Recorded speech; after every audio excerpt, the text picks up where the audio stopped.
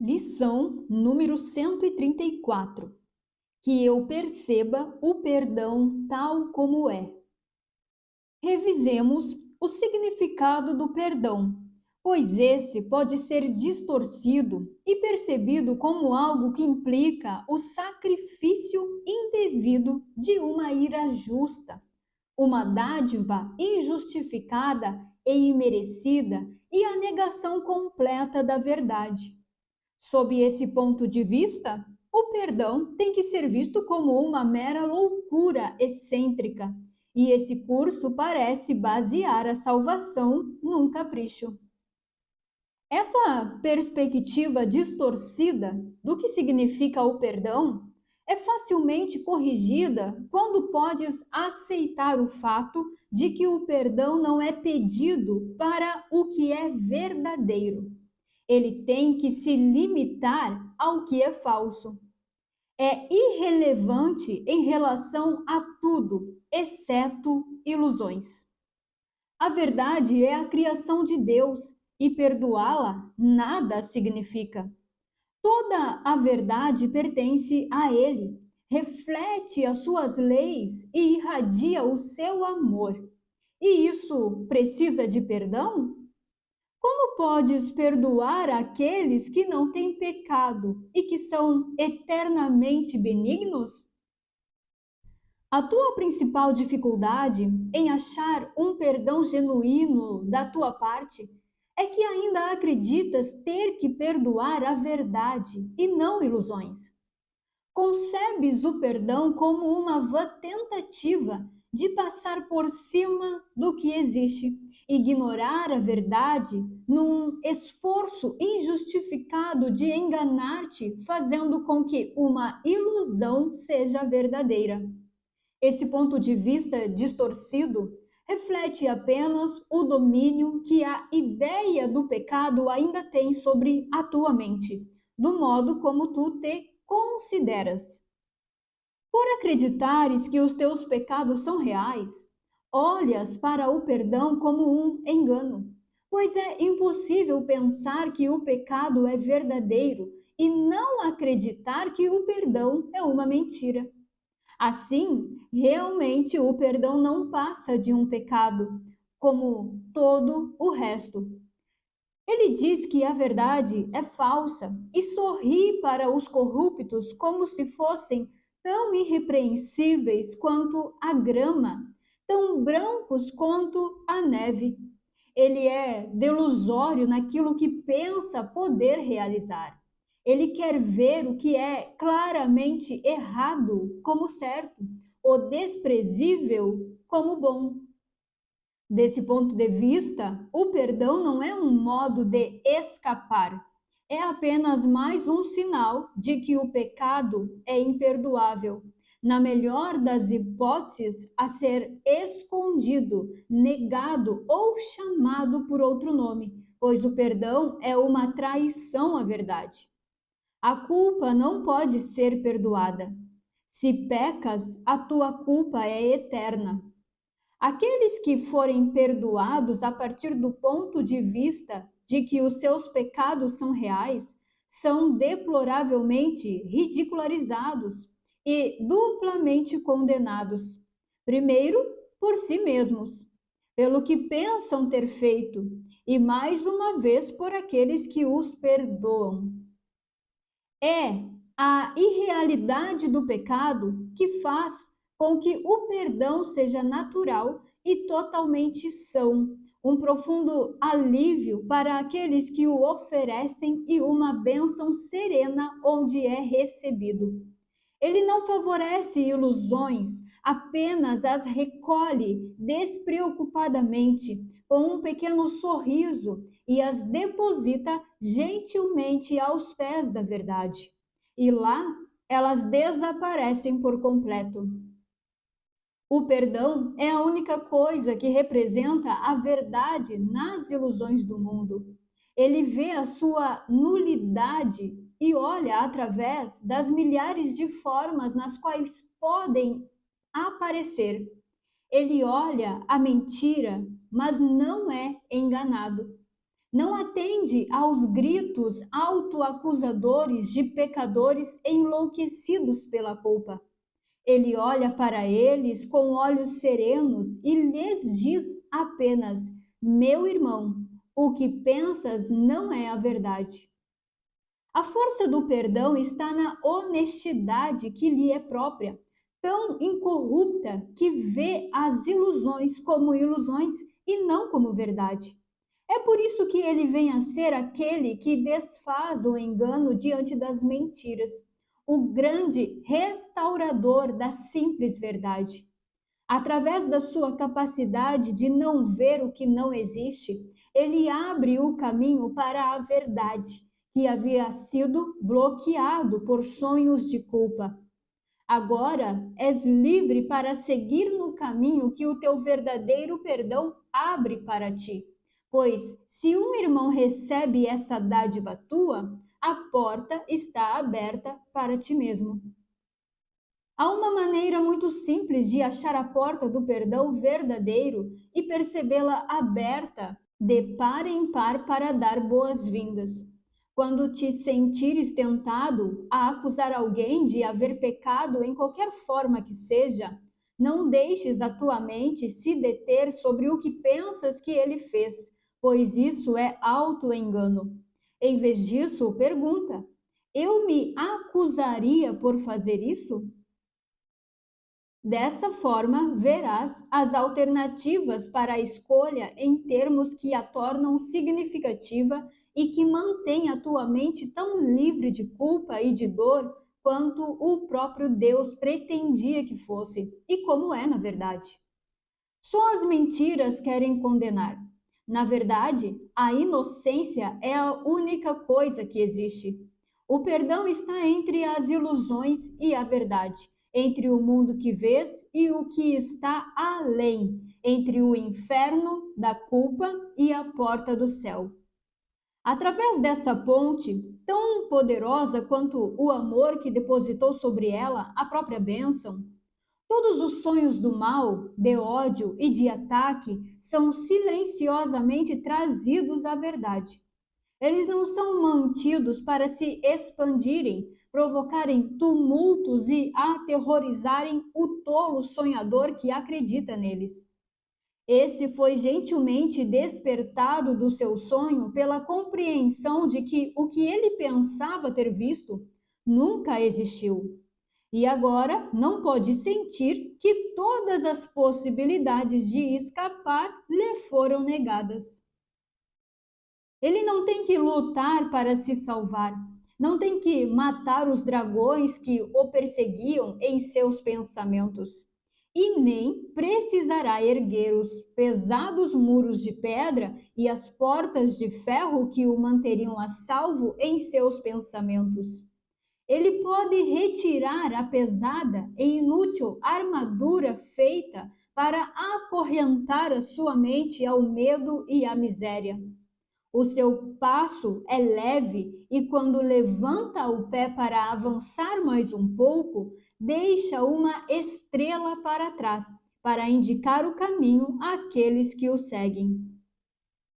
O perdão tem que ser praticado, pois o mundo não pode perceber o seu significado, nem prover um guia para te ensinar as suas beneficências. Não existe em todo o mundo nenhum pensamento que conduza à menor compreensão das leis que ele segue e do pensamento que ele reflete. Ele é tão alheio ao mundo quanto a tua própria realidade. E, no entanto, une a tua mente à realidade em ti. Hoje praticamos o verdadeiro perdão para que não seja mais adiado o momento da união, pois queremos nos encontrar com a nossa realidade em liberdade e em paz.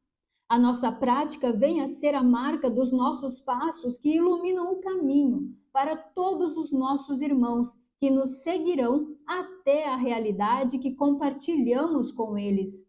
Para que isso possa ser realizado, vamos dar 15 minutos por 2 vezes hoje e passá-los com um guia que entende o significado do perdão e que nos foi enviado para ensiná-lo. Vamos pedir-lhe que eu perceba o perdão tal como é. Em seguida, escolhe um irmão conforme a orientação que ele vai te dar e enumera os seus pecados, um por um, à medida que passam pela tua mente. Certifica-te de não te deteres em nenhum, mas reconhece que só estás usando as suas ofensas para salvar o mundo de todas as ideias de pecado. Reflete brevemente sobre todas as coisas ruins que pensaste sobre ele e, a cada vez, pergunta a ti mesmo: eu me condenaria por fazer isso? Deixa que ele seja libertado de todos os pensamentos de pecado que tinhas em relação a ele. E agora estás preparado para a liberdade. Se até este momento tiveres praticado com disponibilidade e honestidade, começarás a notar uma sensação de elevação, uma diminuição do peso sobre o teu peito, um sentimento de alívio nítido e profundo. O tempo remanescente deve ser dado a experimentar o fato de que escapaste de todas as pesadas correntes que buscaste colocar sobre o teu irmão, mas que foram colocadas sobre ti mesmo. O perdão deve ser praticado o dia todo, pois haverá ainda muitos momentos em que esquecerás o seu significado e atacarás a ti mesmo. Quando isso ocorrer, permite que a tua mente veja através dessa ilusão, ao dizeres a ti mesmo que eu perceba o perdão tal como é. Eu me acusaria por fazer isso? Não colocarei essa corrente sobre mim mesmo. Em tudo o que fizeres, lembra-te disto: ninguém é crucificado sozinho, e, no entanto, ninguém pode entrar no céu por si mesmo.